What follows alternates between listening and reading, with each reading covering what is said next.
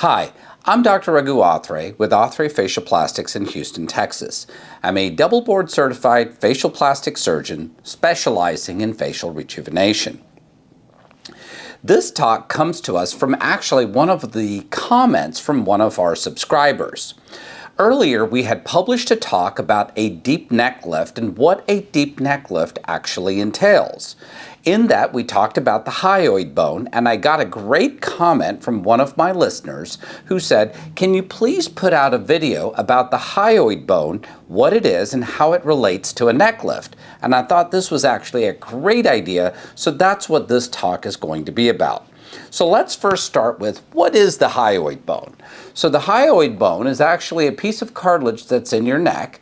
You can easily feel it. So if you start from here, from your chin, and drag your finger down, you can feel the notch of your Adam's apple.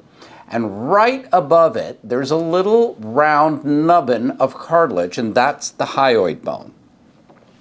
So it's part of the airway column. So you have basically your trachea, which has the hyoid, followed by the thyroid cartilage, and then following that is the cricoid.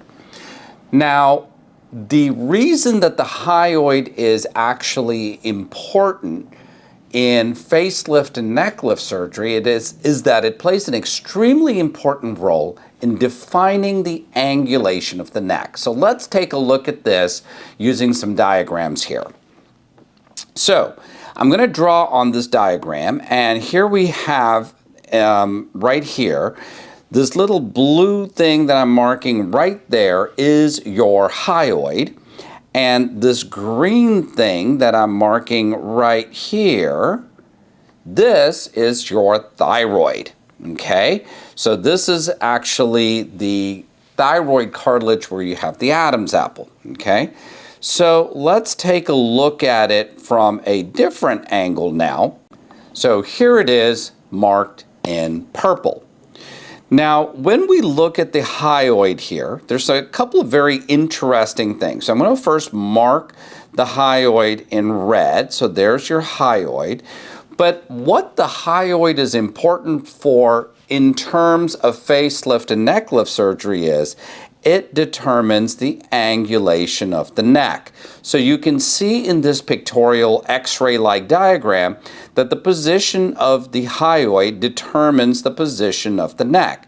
So hypothetically, let's say the hyoid were down here, which I'm marking in blue, then the new neck angle would look more like this. And you can see that the green neck angle is more desirable than the yellow neck angle. More people want a very sharp neck definition. So why this is important is the position of the hyoid is essentially given to you as an anatomic landmark. So when I assess a patient in preoperative consultation, one of the things that I'm feeling in their neck is where their hyoid is. This is important because it kind of gives me an idea of the amount of work that will be necessary to give this person a defined neck, as well as the limitations of how much definition in the neck that I can give them, both of which are important because I need to be able to explain to this patient what the best case scenario is and how we're going to achieve that. So let's take a look at some examples right here. Here's a patient who has essentially a very high positioned hyoid. Her hyoid is way up here in the neck. Now, the result of that is she automatically has a pretty nice neck angle. So in this patient, she has a lot of flaccidity and a lot of loose skin and loose muscle and the such, but from an anatomy standpoint, she's gifted. She has a pretty good hyoid that's high up in the neck, which allows a nice right angle neck definition angle. Now, that is in contrast to this patient here who has her hyoid down in this region right about here, and hence her neck angle looks something like this. Okay? much more obtuse neck angle. So this person is very important to analyze preoperatively for several reasons. Number one, I need to be very honest with her about what the maximum level of neck definition I will be able to give her. Number two, it allows me to preoperatively plan what are the maneuvers that I'm going to do in order to give her an appropriate and better defined neck angle. So when we look at this diagram right here, there are actual muscles that are above the hyoid, which are hyoid elevators, and muscles that are below the hyoid, which are hyoid depressors. So in a patient very similar to this patient here, what I'm actually going to do, one of the maneuvers that I like to do, is divide some of these hyoid depressor muscles. What does that do? Well, if the hyoid depressors pull the hyoid down in the neck, dividing those muscles is going to cause unopposed movement of the hyoid elevators. Those hyoid elevators are still working and there's nothing fighting against them, pulling them down, which is going to give you a little bit of elevation of the hyoid. Okay? One of the other things that can be done is in a patient that has a very full neck, like this patient here, you're going to need to create room for the hyoid to be elevated up in the neck.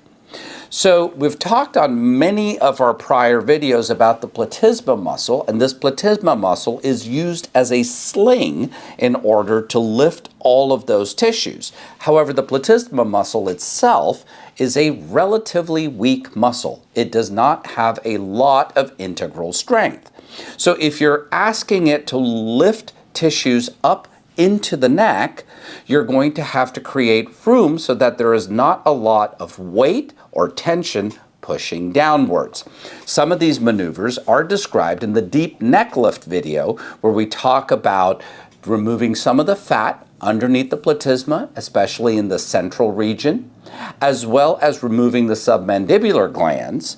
And those can therefore reduce the amount of tissue in the deep neck space, allowing the structures to elevate. So one of the kind of cool side notes that is to be, I think is a great point to address here, those submandibular glands are just on the side of the hyoid bone. So you can see by taking out some of that gland, it also allows mobility of these tissues up and down in the neck. So if you have a patient with a good neck angle, with a high hyoid to start with, you're going to get this type of neck angle. Very, very, almost 90 degrees right there. Okay? And this is partially just due to the anatomy that she has. There's not a whole lot of maneuvers that are necessary in order to elevate that hyoid anymore. However, let's take a look at this patient who had that very obtuse neck angle. You can see we have given her a very nice and very acceptable neck angle. In order to achieve this neck angle, we had to, 1, remove submandibular glands, 2, reduce subplatysmal fat in the central compartment of the neck, 3, divide the subhyoid or the infrahyoid musculature so that these muscles that elevate the hyoid can pull the hyoid up in the neck. Okay, so this is basically me opening my entire bag of tricks in order to do every single maneuver to move the hyoid up in the neck and give her as beautiful of a neck angle as possible. And you can see the result. I think we hit that dab smack on the head.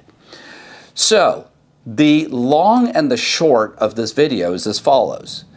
The hyoid and its position in the neck is very important for judging the best case scenario of how nice of a neck angle you can achieve, and 2, how much work will be necessary in order to achieve a nice neck. Number 3, the other take-home point to this is experience, an experienced surgeon, someone who's very well versed with deep neck anatomy, can move that hyoid a little bit in order to achieve a very aesthetically pleasing neck angle. This cannot be done, however, with just tension and just putting tension sutures and holding everything up, because over time those tension sutures will give out and you will get a relapse in the neck. I really hope that this video has been very useful in kind of understanding some of the factors that are going on in the neck and some of the things I look at when I'm trying to determine an appropriate neck angle for a patient. So the moral of the story is it's not as simple as just pulling and yanking and tying it down. There's a lot more going on to it, and this is how we can give very reproducible and reliable results long-term to determine a nice, beautiful neck angle. I hope you enjoyed this content. If you like the content, please go ahead and hit us up with a like or a subscribe. If you have comments, or just like this video was created, if you have ideas for future videos, please let us know, because it really does spur my thought process and my creative juices in creating new videos for you guys. Thank you so much for watching this video. Till next time, I'm Dr. Raghu Athré with Athre Facial Plastics in Houston, Texas.